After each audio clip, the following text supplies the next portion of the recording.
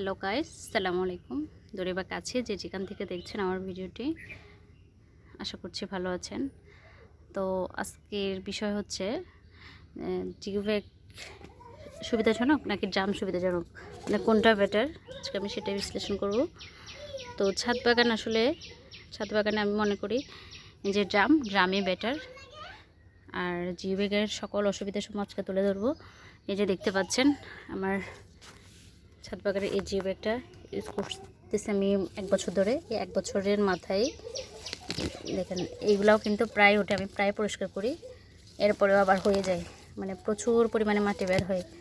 এক কথায় আমি বলবো জিও ব্যাগ কিনা মানে একটু ড্রাম একটু খরচ বেশি আর জিও ব্যাগের খরচ কম।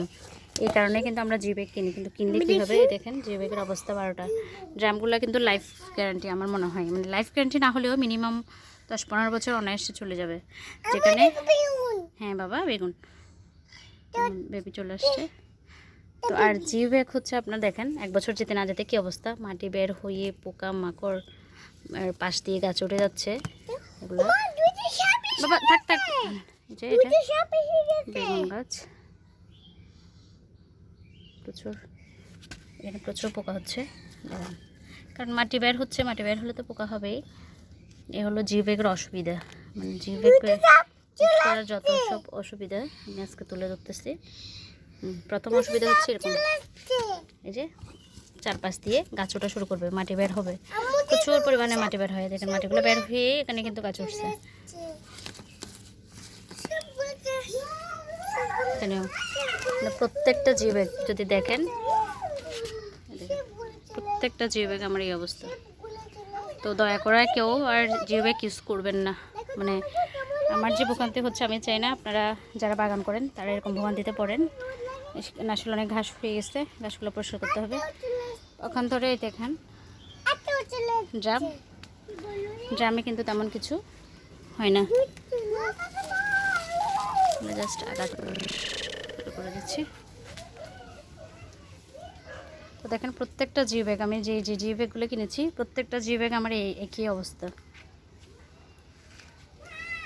তো জিও ব্যাগের এই অসুবিধাসমূহ মানে খুবই বিরক্তিকর, কারণ প্রতিদিন কে পরিষ্কার করবে বলেন তো? এই যে 3-4 দিন করে নেই আপনার এইভাবে করে গাছগুলো বড় হয়ে গেছে, মানে ডেলি করতে হয়, ডেলি পরিষ্কার করতে হয়। তো ডেলি পরিষ্কার করাটা তো অনেক ঝামেলা।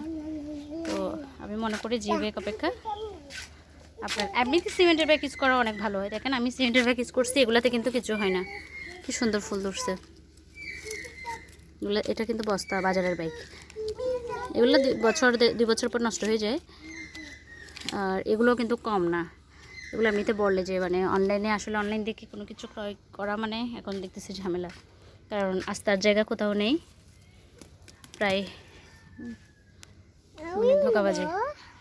দেখেন এই যে ব্যাগগুলো বলছিল কিছুই হবে না, কোনো মাটি বের হবে না, মানে অনেক সিউরিটি দিছিল। বাট 1 বছর যেতে না যেতে মানে যখন থেকে নিচ্ছে তখন থেকে মানে এভাবে করে মাটি বের হওয়া শুরু, মানে পানি দিলেই মাটি বের হয়ে যায়, প্লাস এভাবে পাশে গাছ ওঠে, খুবই বিরক্তিকর আসলে। তো আশা করি আপনারা বুঝতে পেরেছেন। আর জিও ব্যাগ ইউজ করবেন না, মানে খরচ একটু বেশি পড়লেও আপনারা ড্রাম ইউজ করবেন। আর যদি বা ড্রাম না হয় তাহলে প্রয়োজনে বস্তা ইউজ করবেন, মানে সিমেন্টের যে বস্তা বা চালের যে বস্তা প্লাস্টিকের সেগুলো ইউজ করতে পারেন, আমার মনে হয় সেটা অনেক ভালো। কিন্তু আপনার জিও ব্যাগটা আসলে লস প্রজেক্ট।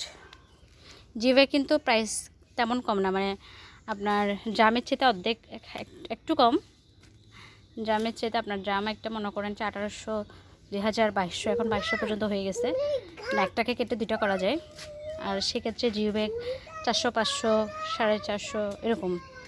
তো সেক্ষেত্রে ধরতে গেলে মানে 3 ভাগের 1 ভাগ দাম দিয়ে জিও ব্যাগ পাওয়া যায় ড্রামের। তো পাওয়া গেলে কী হবে, এটা তো আপনার লাস্টিং করে না, বাট আপনার ঝামেলা বাড়ায়। সো এটা ইউজ না করাই বেটার, মানে একটু কস্ট বেশি হলেও এই যে ড্রামগুলো ভালো, এই সবুজ ড্রামগুলো, এগুলো দেখেন যে এরকম নিয়েছি সেরকমই এখনও আশা করি মানে অনেক বছর যাবে। আর যে আপনারা এরকম ভাঙ্গা বালতি ইউজ করতে পারেন, যেগুলো যার যেটা থাকে আর কি।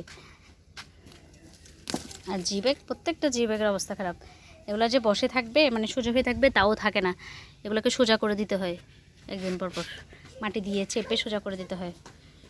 তারপর পাশে আশেপাশে তো গাছ মানে ভর্তি হয়ে যাবে। 2-3 দিন যদি আপনি এগুলো পরিষ্কার না করেন ভর্তি হয়ে যাবে। তো প্রতিদিন ডেলি ডেলি কে পরিষ্কার করবে বলেন? তো এটা আমি জিভেকে দিছি লেবু গাছ, বাট যে নিচে এটা পরিষ্কার করতে হয়, তাহলে আবার উঠেছে, এখানেও ঘাস উঠতেছে। তো গাইস, আশা করি আপনাদেরকে বোঝাতে পেরেছি। যদি ভিডিওটি ভালো লেগে থাকে তাহলে অবশ্যই লাইক কমেন্ট করে জানাবেন, আর কি কি জানতে চান সেটাও জানাবেন। আমার ছাদ বাগান, আর এখানে তো শাকের বাম্পার ফলন।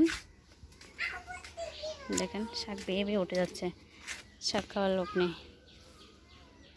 আসলে একটু বর্ষা পড়লেই কিন্তু শাক পেয়ে ওঠে। দেখেন কিছুদিন আগে আমি আপনাদেরকে কলমি শাকের ভিডিও দিয়েছিলাম, যে কলমি শাক কীভাবে করে একটা ডাটা দিয়ে অনেকগুলো কলমি শাক পাবেন, প্লাস সারা বছর পাবেন, সেই ভিডিওটা দিয়েছিলাম। আপনারা চাইলে দেখে নিতে পারেন। এই দেখেন পুরো জঙ্গলের মতো হয়ে যাচ্ছে শাক শাক আর শাক।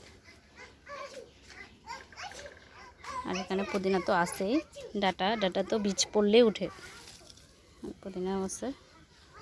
তো সবাই ভালো থাকবেন, সুস্থ থাকবেন, আমার চ্যানেলের সাথে থাকবেন। আজকে পর্যন্তই। আসসালামু আলাইকুম।